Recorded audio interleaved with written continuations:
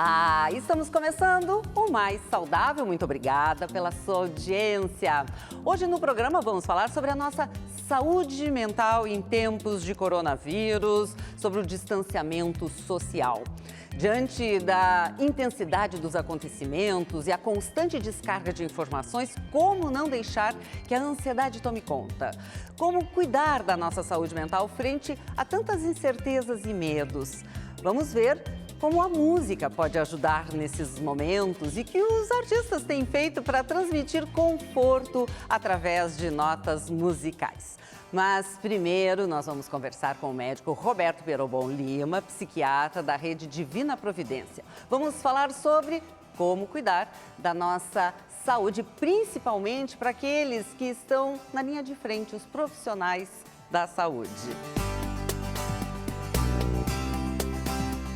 Este é um momento de enfrentamento ao coronavírus. Está sendo de muita atenção para todo mundo. As incertezas atingem a todos, causando ansiedade, insegurança. O Dr. Roberto já está aqui conosco. Olá, muito obrigada. Olá, obrigado pela sua participação. Dr. Roberto, qual é o impacto emocional neste momento para a sociedade, para todos nós? Bom, o impacto emocional é bastante grande e também varia de pessoa para pessoa. Então, de acordo com como funciona a saúde mental do indivíduo e também o tamanho do estresse a que ele é submetido, vai ter um impacto maior ou menor, né, na sua saúde mental. Em situações de maior exigência emocional, quem não está tão equilibrado no momento, quem já tem tendência a apresentar alguma dificuldade, pode desencadear algum quadro mais agudo. E todo mundo dentro de casa, e esse também assim, as relações entre as pessoas que muitas vezes estão sempre na rua, poucos se encontram, e agora 24 horas ali. Tem uma coisa uma dica que é muito útil, assim, é que quando numa relação de sociedade, assim, de parceria, quando um não está bem, o outro segura as pontas, né? Então, se uma pessoa está mais irritada, é o momento do outro recuar um pouco, por exemplo, né? Ou se a criança está fazendo uma manha, está exigindo mais atenção, é o momento de quem está bem conseguir se segurar, né? Para que quando ele não estiver bem, o outro também seja tolerante. Então, acho que é um desafio que todo mundo que está, né, confinado acaba vivendo. Dentro dos hospitais, a linha de frente, médicos, enfermeiros, técnicos, todo esse atendimento, quem nos atende está sofrendo e sofrendo muito, não é mesmo? Na Rede Divina Providência, como é que está sendo trabalhado isso? Bom, a gente, né, em função da percepção de alguns casos de maior angústia, assim, algumas pessoas que estavam passando por um evidente sofrimento psíquico, nós montamos, através do programa de residência médica da Rede Divina, um atendimento para os colaboradores da rede, em que todo mundo que precisar tem um número que circula nas redes internas em que a gente oferece um atendimento remoto, um atendimento via videoconferência, né, para tentar amenizar esse sofrimento, né, e, eventualmente, se for o caso, até fazer o atendimento presencial dessas pessoas. Muito obrigada, Dr. Roberto. Obrigada pela sua participação aqui no nosso programa. Eu que agradeço. Alternativas para mexer o corpo não faltam nas redes sociais. E olha que bacana, o SESC está promovendo um circuito de corridas em casa por meio de transmissões ao vivo no Facebook. E é bem divertido, eu vou explicar. As etapas de rua do circuito SESC de corridas estão suspensas. E aí, o SESC teve essa ideia de levar a competição que todos os anos acontece em várias cidades e praias aqui do Rio Grande do Sul, para dentro da casa dos atletas e de todos que queiram entrar na brincadeira. Segundas, quartas e sextas-feiras, sempre às 20 horas, um professor do SESC, ao vivo, mostra através de um telão o percurso que todos podem fazer virtualmente. E a proposta da corrida é a modalidade estacionária, ou seja, você fica no mesmo lugar correndo e o treinador do SESC, como vocês estão vendo, também numa sala, vai ali mostrando imagens através do telão de todo o caminho da prova. Quem quiser se inscrever pode fazer gratuitamente no site sesc-rs.com.br/circuito de correr em casa. Os inscritos ganham um certificado e participam de sorteios. Cada etapa acontece, então, virtualmente em uma praia ou cidade aqui do Rio Grande do Sul. Ao todo, são 19 lugares que você pode soltar a imaginação e explorar de um jeito diferente as transmissões que são abertas para todo mundo. É facebook.com.br/SESC-RS. Bora correr e vamos nos divertir! Bom, agora, na última quinta-feira, 2 de abril, foi o Dia Mundial de Conscientização do Autismo. Nós vamos conversar agora com a psicopedagoga Cláudia Zirbers, que é especialista em processos inclusivos com ênfase em transtorno do espectro autista. E também compartilha nas redes sociais dicas e o dia a dia com o seu filho que está no espectro autista. Agora ela vai conversar conosco sobre as características. Tudo bem, Cláudia? Muito prazer estar conversando contigo. Tudo bem, Laura. Muito obrigada pela oportunidade aqui de compartilhar um pouquinho sobre autismo.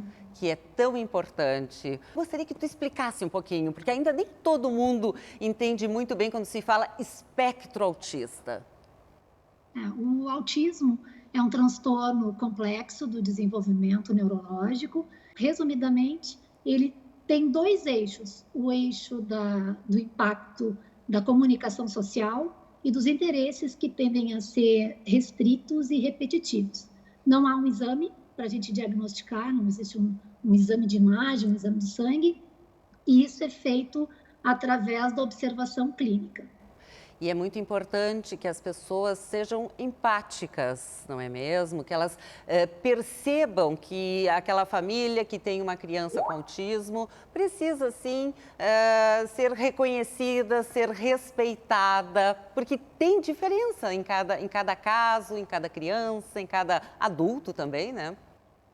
Com certeza, Laura. Talvez pelo autismo ser essa condição que não tem cara, né? Não existe um fenótipo que a gente reconheça as pessoas autistas na rua, o preconceito seja ainda maior, porque a gente tem uma tendência natural de padronizar o comportamento, como que ele deve ser. Então, crianças, adolescentes e até adultos com autismo, muitas vezes aos olhos dos outros podem parecer mal educados, ou pessoas que sem limite, muitas vezes. Limites, né? Então tudo é visto, é uma crise de birra, e não entende que por trás pode ter questões sensoriais, pode ter essa questão da rotina que foi quebrada, principalmente agora, né, que a gente está vivendo uma grande quebra de rotina. Então tudo isso impacta o comportamento. Pois, falaste nesse momento como isso está impactando nas crianças, porque agora muitas estão em escolas ou têm uma rotina que está completamente diferente. E aí, como lidar? Como é que tu orienta os pais com filhos dentro do espectro autista? Quando eu tenho tempo de orientar, porque eu também estou na mesma situação. Sim, como é que tu lida em casa com o teu filho? Não, eu adorei a pergunta. Eu acho que a gente não teve muito tempo para se organizar para isso, né? Mal começou a rotina escolar e já teve toda essa quebra, né, grande de rotina. É claro que eu, como profissional e também com as minhas vivências como mãe, eu tenho um certo conhecimento que me facilita nessa hora.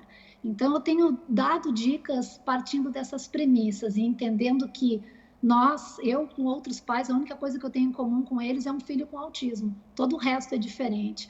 Então, a gente tem que respeitar essas diferenças e entender que os pais não são professores, não são terapeutas e também estão vivendo as suas angústias frente a essa pandemia. Agora, uma boa dica que eu posso dar para as famílias que ainda não implementaram uma rotina mais organizada é fazer uso dessa rotina.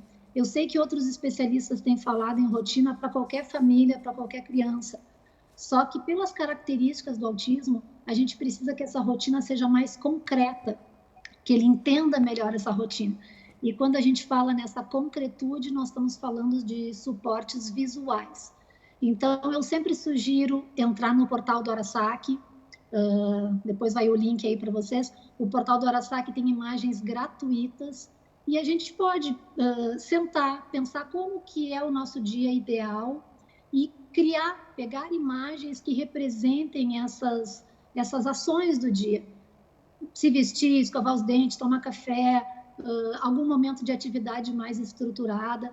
Mas se a família que nunca fez isso, ela deve começar pequeno. Senão é mais uma sobrecarga, mais uma demanda que a gente está colocando, né? Aqui em Porto Alegre, nós temos a organização Autismo e Vida, tem material no nosso site também. Nós temos o Autismo e Realidade, que é como se fosse um braço do Autism Speaks, que é a maior organização nos Estados Unidos, né, sobre direitos das pessoas com autismo. Tem muito material baseado mesmo em evidências, então isso é uma coisa importante. E claro, como tu disseste, hoje a gente vive uma forma de comunicação muito mais dinâmica através das redes sociais. Então, existem muitos grupos virtuais de apoio aos pais em todas essas redes. Eu compartilho sempre que posso no meu perfil dicas, ideias do que a gente pode fazer, links para criar materiais, para a gente ter ideias do que fazer nesse momento agora com os nossos filhos. Vamos falar um pouquinho sobre as políticas públicas. Quais são as ações que efetivamente, se fala tanto em inclusão, não é mesmo? Mas quais são as ações que efetivamente estão acontecendo neste momento? Bom, políticas públicas, elas existem em todas as áreas, né, da saúde, da educação, na assistência social, e a gente teve um avanço bastante significativo no que concerne a inclusão. Eu acredito que nós tivemos, por um movimento muito forte de pressão social, a gente teve ganhos consistentes nessa área, tanto na esfera pública quanto na esfera privada. Algumas pessoas se queixam que isso veio bem vertical, né, através de uma lei, mas eu não vejo outra forma que isso fosse acontecer, senão por essa forte pressão social. Agora, quando a gente vai para a esfera mais da assistência social, a gente está vivendo de migalhas aí. E nós não podemos esquecer que esses autistas crescem. Então, a gente não está falando só de acesso à escola, a gente está falando de oportunidades, né? Hoje a gente entende esse modelo de deficiência como um modelo de direitos, e muitos direitos ainda são negados, né? A questão da política pública, não basta ter a política, o direito, precisa de planejamento, de alocação de recursos, e aí falta muita coisa, como, por exemplo, moradia assistida para esses autistas adultos, também se fala em clínicas dia para esse adulto, esse adolescente autista, e aprender outras habilidades, né? E só para complementar, eu vejo esse momento da pandemia, ele tem trazido muita coisa à tona, e muitas famílias sofrendo muito, porque esses autistas estão em casa o dia inteiro, né? E aí a gente questiona essas intervenções que devem ser feitas desde idade bem precoce, elas devem primordialmente pensar na autonomia, o máximo de autonomia possível. Isso pode ser ir para a faculdade, mas isso pode ser também esquentar sua comida, escovar seus próprios dentes, arrumar sua cama. Então, talvez uma ideia positiva para esses pais agora, além de manter a calma, é aproveitar esse momento para ensinar habilidades dentro da nossa casa, que pode ser um excelente set terapêutico, né? A seu tempo, respeitando, mas aproveitando. Eu acho que a gente vive um momento histórico, né? Foi um grande prazer conversar contigo e te conhecer. Prazer Seja foi todo virtualmente. Com certeza. Obrigada. Obrigada. Bom, agora nós vamos fazer um rápido intervalo e na volta a gente tem muitas novidades ainda. Até já!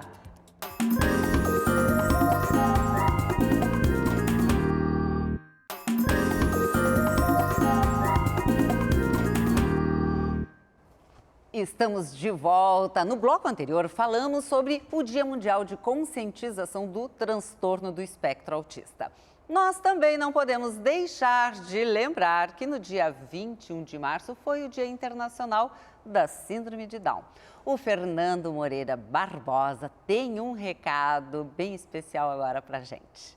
Senhores telespectadores da Band, sou Fernando Moreira Barbosa, tenho 31 anos, nasci com a síndrome de Down, mas essa situação não limitou a atenção dos meus pais. Eles me amaram, me ofereceram todas as oportunidades para o meu desenvolvimento e eu aproveitei, brinquei, estudei, sempre em escolas regulares. Namorei e hoje estou formado no ensino médio. Trabalho no Hospital Mãe de Deus, participo da diretoria da Associação dos Familiares e Amigos do Down, a FAD, participo do grupo de jovens de autogestores, da Federação Brasileira da Síndrome de Down. No nosso movimento em defesa dos direitos e pela inclusão social das pessoas com a síndrome de Down. Estamos em casa, nos comunicando pelas redes sociais, dando prosseguimento, na medida do possível, ao nosso trabalho. Somos gratos à TV Band RS. Obrigado pela oportunidade. Muito legal, obrigada, Fernando.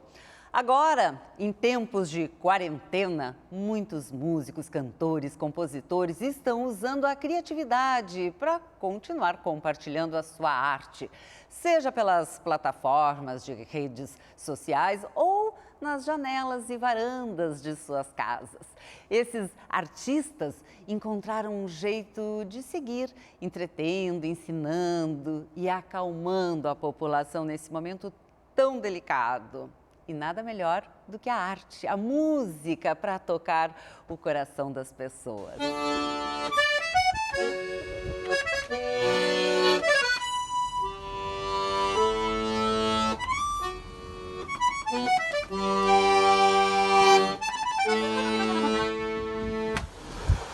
Nesses tempos de coronavírus, nós da classe artística tivemos que nos reinventar.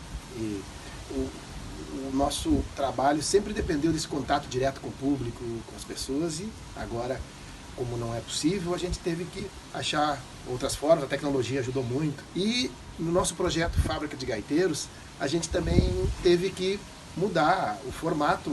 As aulas são individuais, as crianças têm aula diretamente com o professor, também tem aulas coletivas. A gente passou tudo isso também de forma online, então as aulas são todas feitas à distância, mas eu acho legal também porque a gente vai aprendendo.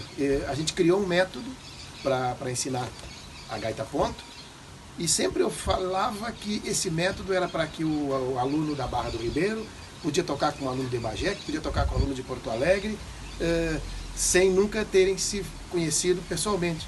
Mas e agora a gente está conseguindo fazer isso de forma virtual, então quer dizer, comprovando que realmente que é possível. Então os alunos têm as aulas de forma virtual, e até a gente juntou todos para fazer uma música, cada um na sua cidade, cada um no seu estado. Nós temos a turma de Santa Catarina, e a música atravessa a fronteira. Então é muito legal a energia e a coisa bonita que a música te traz. Então, nesses tempos de coronavírus, a música também é um bom remédio.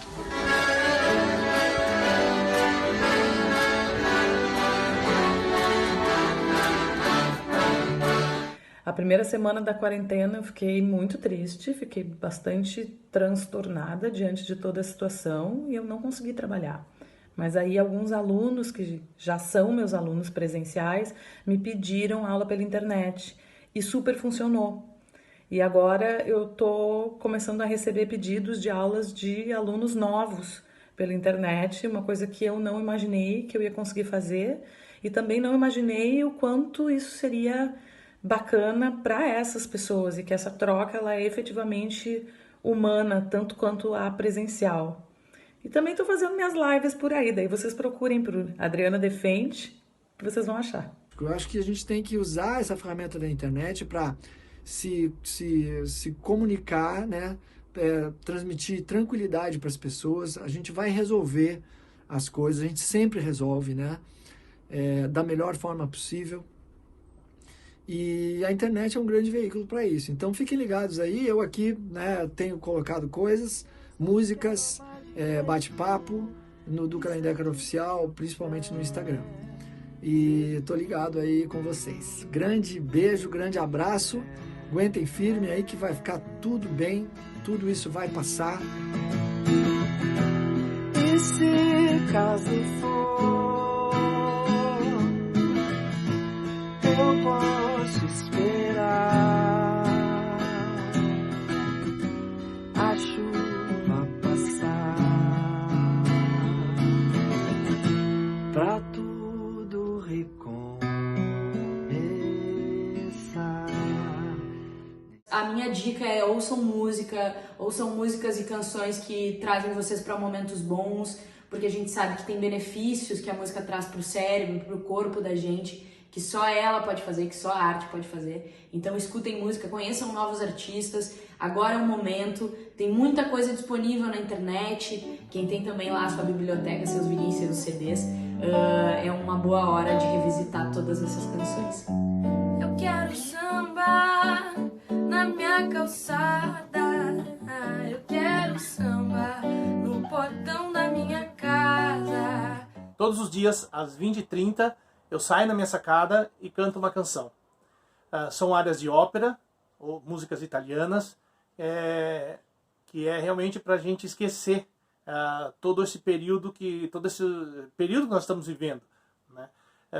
Que é um momento muito difícil. Então, acho que esses 5, 10 minutos a gente consegue mudar um pouco o foco, né? E o mais gratificante é o retorno que eu estou recebendo dos vizinhos, do carinho e principalmente do pessoal da enfermagem, que eu moro a 2 quarteirões do hospital, aqui em Flores da Cunha, e eu recebo várias mensagens todos os dias, agradecendo também por eu estar aliviando um pouquinho essa tensão, que eles estão na linha de frente. Então, e a minha missão como músico, que é levar alegria, eu acho que nada mais justo do que nessa hora compartilhar essa emoção com todo mundo, né?